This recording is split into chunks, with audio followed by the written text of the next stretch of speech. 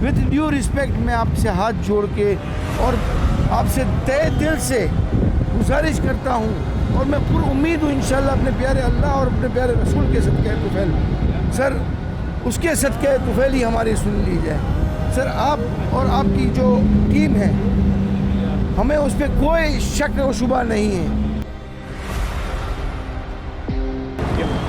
लोग थक जाते हैं एक घर बनाने में, तुम तरस नहीं खाते हो बस्तियां गिराने में।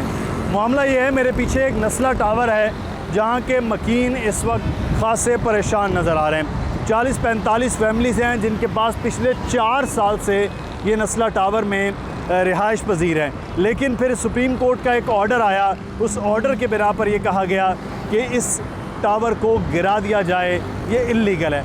मकीन कहते हैं हमने उस वक्त भी चेक किया, तमाम इदारों से मालूम किया, इदारों के NOC मौजूद हैं, जो आबाद के मेंबर जिनका ये वो है टावर है वो कहते हैं तमाम तर चीज़ें लीगल हैं। इस सोसाइटी को देखा नहीं गया, हमें सुना नहीं गया और एकदम से ऑर्डर आया है तो इस अब घर को गिरा दिया जाए। मकीन परेशान, उनके घर वाले परेशान, बच्चे खौफज़दा हैं कि क्या बनेगा। आइए चलते हैं यहाँ के मकीनों से बात करते हैं कि इस वक्त उनकी क्या कैफियत है, क्या मुतालिबात हैं और सुप्रीम कोर्ट से वो क्या कहना चाहते हैं। चलते हैं, पीछे पूरा कैंप यहाँ मौजूद है, लोग बैठे हुए हैं इस इंतज़ार में कि उनके साथ इंसाफ किया जाए।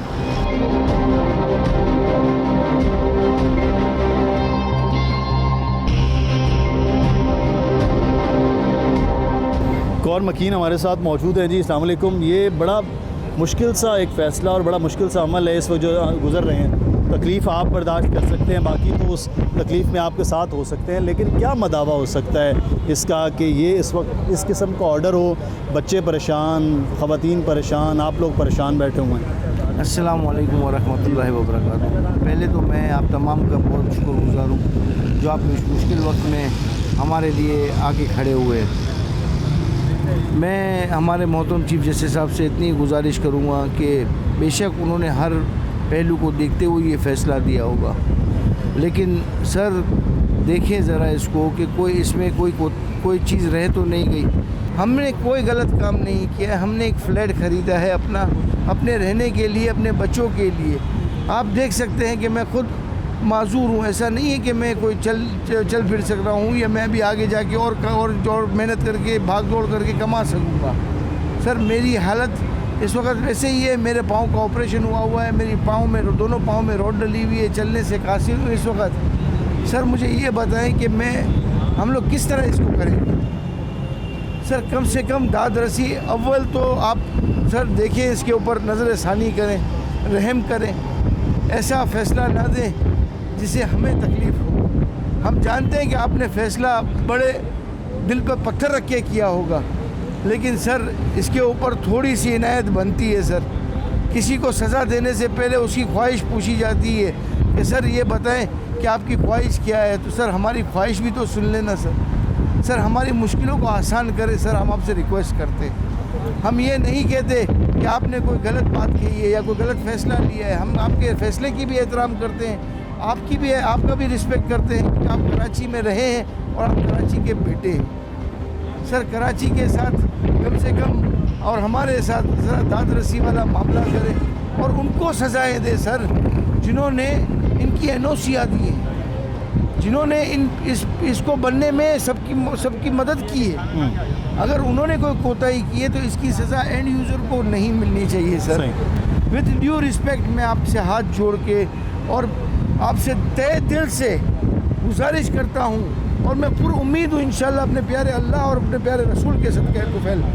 सर उसके सदक़े तुफ़ैल ही हमारी सुन ली जाए। सर आप और आपकी जो टीम है हमें उस पर कोई शक और शुबा नहीं है, लेकिन कभी ऐसा भी हो जाता है कि कोई नज़र सानी रह जाती है। तो सर प्लीज़ बराए मेहरबानी, इंसान है हमसे गलतियाँ बर वक्त होती हैं, हमसे गलती हो गई होगी शायद, समझे ना।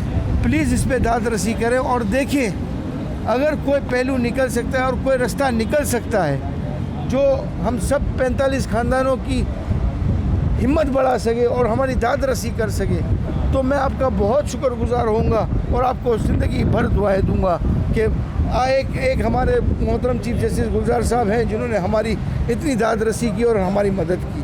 बस इतना गुजारिश करूँगा।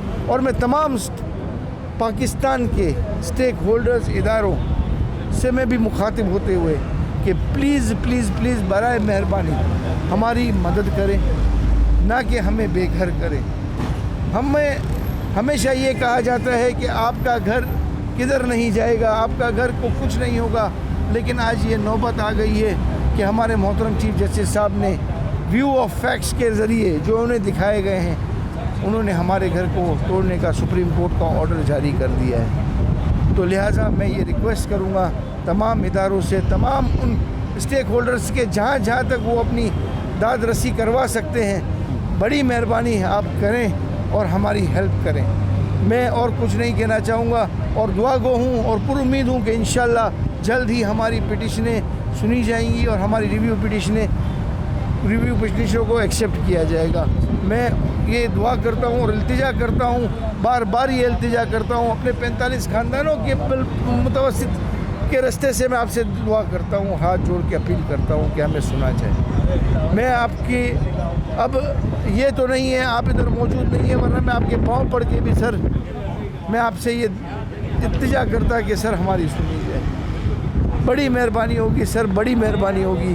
विथ ड्यू रिस्पेक्ट, मैंने कभी कोई गलत सोचा नहीं है और ना कभी किसी के साथ गलत किया है। तो मुझे उम्मीद है इंशाल्लाह मेरा अल्लाह और मेरा रसूल मेरे साथ है और मेरे साथ कभी गलत नहीं होगा, ना इन 45 ख़ानदानों के साथ कभी गलत होगा। जज़ाकल्लाह खैर। नस्ला टावर को फौरी तौर पर गिराने की बात हो रही है, बड़ा मुश्किल है। मैंने तो ये सुना है ख़वातीन, बच्चे, बुज़ुर्ग इतने परेशान हैं, घर को में नींद नहीं आ रही, खाना पीना तो बहुत दूर की बात है। ये अचानक जब आया, क्या इस वक्त गुजर रही है फैमिलीज़ पर? अस्सलाम वालेकुम। बिल्कुल जी, आपने बिल्कुल वजह फरमाया, बहुत सारी परेशानियाँ हैं। ये बिल्डिंग जो है नासरा टावर वैसे ही 4 साल तक तो वैसे ही बनती रही है, उसके बाद हमें 4 साल हो गए इसमें रहते हुए। ये बिल्कुल समझ लें अचानक जो है बम भी फटा है, हमारे जहन में ख्वाबो ख्याल में जो है किसी जगह पे भी ऐसा हो सकता है। परेशानी का आलम तो है, फैमिलीज़ हैं, बच्चे हैं। इस वक्त इस हालात के दौरान कोई भी बंदा जो है वो फ्लैट या कोई मकान कैसे ख़रीद सकता है। हमने जब इसको इंस्टॉलमेंट में लिया है, बहुत मुश्किल हालात में, हर बंदे ने बहुत मुश्किल हालात में ही लेता है बंदा, ऐसे थोड़ी लिए जाते हैं। और दूसरी बात यह है कि जो डॉक्यूमेंट हमारे पाकिस्तान सिंध हुकूमत के जो अदारे हैं, 15-20 अदारे हैं, उन सब से हमने बिल्डर से उनसे लेटर्स लिए, पूरे लेटर्स को चेक किया और उनको चेक कराया भी। अपने जो अजीज़ो कारब मिलने वाले एजेंट्स हैं उनको भी दिखाया, उन्होंने कहा बिल्कुल बिल्डिंग ठीक है और हमारे सामने बनती रही है। मेरा ऑफिस बिल्कुल इस बिल्डिंग के सामने है, तो मुझे हर दफ़ा रोज़ दूसरे दिन देख रहा था, उनसे मुलाकात भी होती थी। बिल्डर भी माशाल्लाह खुद ज़ाती तौर पे नाइस आदमी हैं और अभी तक हमारे साथ खड़े हैं। हमें किसी जगह पे और अभी भी हमें किसी जगह पे प्रॉब्लम नहीं है कि हमारे कागजात जो है ना गलत है या ये नाजायज़ बनी हुई है। जो हमने देखा है वो बिल्कुल अभी भी 100% यकीन है हमें, ये बिल्कुल ठीक है। अब सुप्रीम कोर्ट साहब जो हैं उन्होंने ये आर्डर दे दिया और जज साहब ने अब इसके मतलब जो हमारा लॉयर है वो हमने पिटीशन डाली हुई है, उसके मतलब जो उनसे बस यही हमारी रिक्वेस्ट है कि इसको ज़रा दोबारा प्रीव्यू पे चले जाएँ, जो हक़ायक़ है उनको सामने रखें और जो अदारे हैं जिन्होंने NOC दी हुई है उनसे उनको बुला के पूछ-गिछ कर लें। उन्होंने कोई इसमें कोई गलती की हुई है तो वही ज़िम्मेदार है ना, हम जो रहने वाले हम तो ज़िम्मेदार नहीं हैं। हमारी बस इनसे यही रिक्वेस्ट है, चीफ मिनिस्टर साहब से भी यही रिक्वेस्ट है कि इसको थोड़ा सा नज़रसानी करें और हमारे जितने भी हम फैमिलीज जो रह रही हैं इनके ऊपर खुदारा को रहम करें। एक और मकीन हमारे साथ मौजूद हैं। इस वक्त क्या सूरत हाल है कि आपके घरों के बारे में बड़ा ख़तरनाक सा ऑर्डर है? सूरत हाल तो समझ में नहीं आ रहा। मैं फैमिली बहुत परेशान है, बच्चे परेशान हैं। आप यकीन नहीं है, मेरी बेटी इतनी खुश थी पहले, आप जब से ये सुना है तो इतनी डिस्टर्ब हो चुकी है और ये बोले पापा क्या होगा क्या होगा क्या होगा। बिल्कुल अब ना नीचे आती ना ऊपर, बिल्कुल घर में बैठ गए, बोले हमें यहाँ से जाना ही नहीं है, हमें यहाँ पर रहना है। मैं यही डिस्टर्ब होगा, मैंने लगा ऐसे इंसान कमाए, इतने पैसे करे, ऐसे क्या ज़रूरत है ऐसे मुल्क में, क्या किस हिसाब से इंसान रहे, कैसे रहे, किस तरह रहे। अब ये जहाँ पर यहाँ पर ये हालात बन जाएंगे तो हम तब बड़े हैं ना, बच्चों के ऊपर ये असर जा रहे हैं तो बच्चों के उस पर जहन पर क्या जाएगा। उनके तो जहन पता ये हो रहा है ना कि यार अब हम क्या करेंगे, कैसे रहेंगे, पापा कहाँ जाएंगे, किसके पास रहेंगे, आप घर ले सकेंगे नहीं ले सकेंगे। मुझे बहुत टेंशन हो गई है। तो मैं चीफ़ जस्टिस से ये गुजारिश करता हूँ कि बड़ा मेहरबानी आप हाथ जोड़ कर इनसे इल्तिजा की जाती है कि आप इस केस को वापस ले लें, इसलिए ये है गलत। तो आप हमारी सुनवाई देखें, हमारी दरख्वास्त देखें, इसके ऊपर नज़रसानी की जाए ताकि सब सुकून से रहे और हमें उम्मीद है जस्टिस से। सुप्रीम कोर्ट के ऑर्डर में एक चीज़ मैं पढ़ रहा था, उसमें उन्होंने ये कहा कि 3 माह के अंदर जितने अलॉटीज़ हैं उनको पैसे वापस किए जाएं जो ओनर है उसकी जानिब से, और फिर उसके बाद इसको डिमोलिश किया जाए। तो ये जो पैसे वापस करने का अमल है ये आप मकीनों को काबिल कबूल नहीं है? नहीं, एक्चुअली जब ख़रीदा गया था ये घर 4 साल पहले, उस वक्त वैल्यू कुछ और थी। सही। आज करंट वैल्यू जो है मतलब 2 टाइम्स हो गई ऑलरेडी। अगर शायद इससे भी ज़्यादा। 1.5 करोड़ का था तो अब 3 करोड़ का। तो आप कैसे एक्सपेक्ट कर सकते हैं कि उस बंदे से कि आपको बोला जाए कि यार अब हम डिमोलिश कर रहे हैं और आपको वही वैल्यू मिलेगी जब आपने ख़रीदा था। अब 1.5 करोड़ में मिलेगा क्या उनको? 3 बेड का भी नहीं, 2 बेड का भी नहीं मिलेगा, अभी मुश्किल से 2 बेड का भी नहीं मिलेगा, और ऐसी प्राइम लोकेशन पे भी नहीं मिल सकता।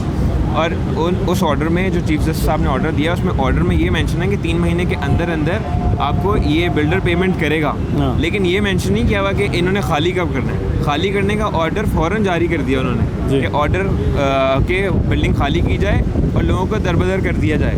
उसमें ये मेंशन नहीं है कि 3 महीने बाद आपने खाली करना है। खाली करने का ऑर्डर तो अभी उन्होंने दे दिया है। वो इसी ऑर्डर पे आप रीवैल्यूएट करें, प्लीज़ ऑर्डर को रीवैल्यूएट करें, इसको हमारे डॉक्यूमेंट्स को देखा जाए, नज़र सानी की जाए। हम आपसे सिर्फ दरख्वास्त कर सकते हैं, उसके अलावा हमारे पास कोई चारा नहीं।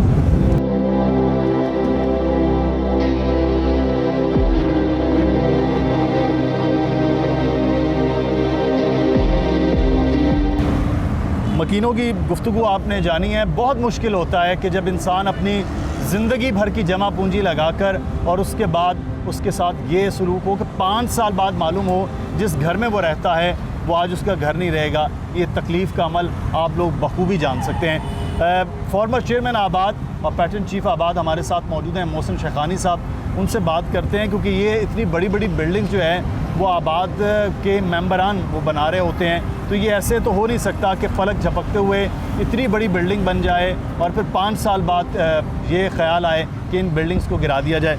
मोहसिन साहब बहुत शुक्रिया आपके वक्त का। ये बड़ा मुश्किल है, मकीनों से जो गुफ्तगू कर रहे हैं उनकी जो हालत है वो रात को सो नहीं सकते हैं, वो बिल्कुल एक ऐसी 2 धारी तलवार पर खड़े हैं कि क्या होना है उनको कुछ मालूम नहीं है।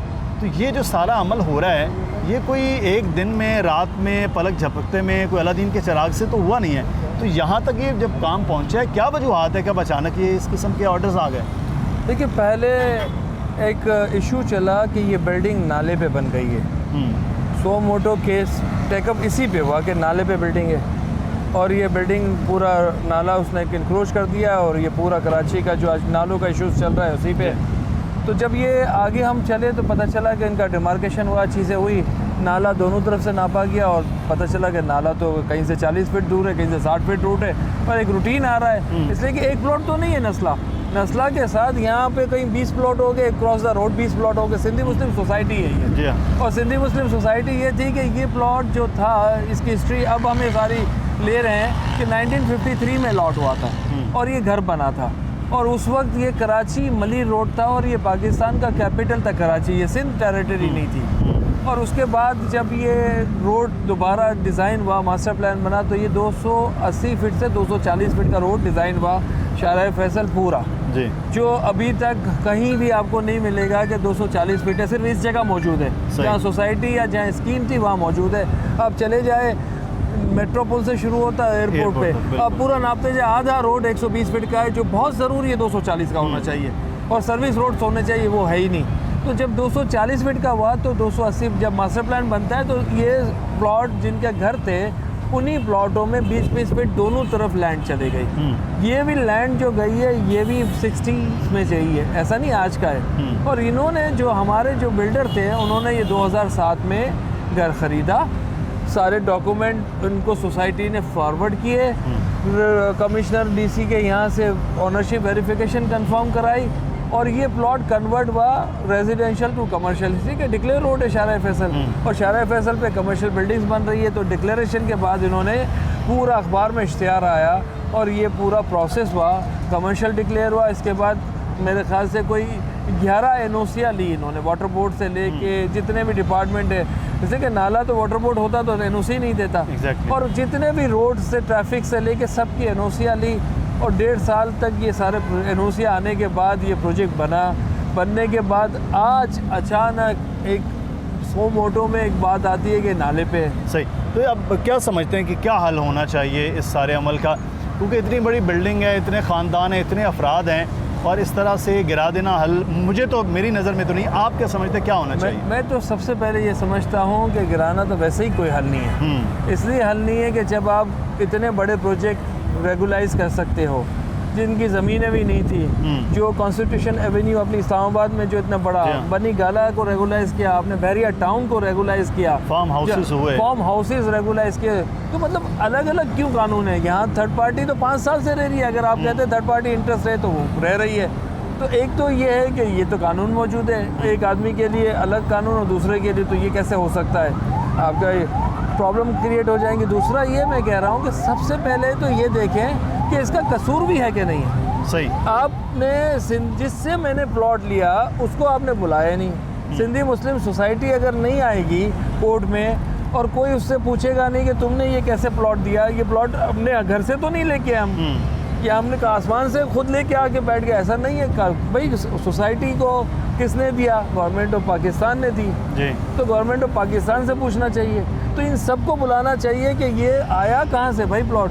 आपने उसको बगैर बुलाए, उन लोगों को बगैर सुने आपने एक ऑर्डर पास कर दिया कि ये लीज़ गलत है, लीज़ सही नहीं है। लीज़ में आपने वही 800 गज़ की है, 400 गज़ का वो आपका एक्स्ट्रा लैंड थी, वो गलत हो गई। तो कैसे गलत हो गई? आप जब उनको बुलाओगे तो वो बताएंगे कि हमने दी है। अगर मुझे किसी ने दी है तो उसको तो पूछें, तो वो बताएगा, वो जिम्मेदार है, हम जिम्मेदार नहीं है। बहुत शुक्रिया मोहसिन शेखानी साहब आपका। नाज़रीन, आप ज़रूर राय दीजिएगा कि ये एक इंसानी मसला है। लोग अंदर जिस हालत में हैं वो आपको दिखा भी नहीं सकते, बता भी नहीं सकते। आप सिर्फ इतना अंदाज़ा कर लीजिए कि किसी के घर के लिए जब वो मकीन है, उसने करोड़ों रुपया लगा दिया और उसको एक ऑर्डर आ जाए कि घर गिरा दो, तो हालत क्या हो सकती है? अपना ख्याल रखिएगा। मैं ज़रा सा इसमें ऐड आपको कहूँगा कि ये सारे इश्यूज़ कराची में हैं, ये सारे प्रॉब्लम्स इस शहर में है।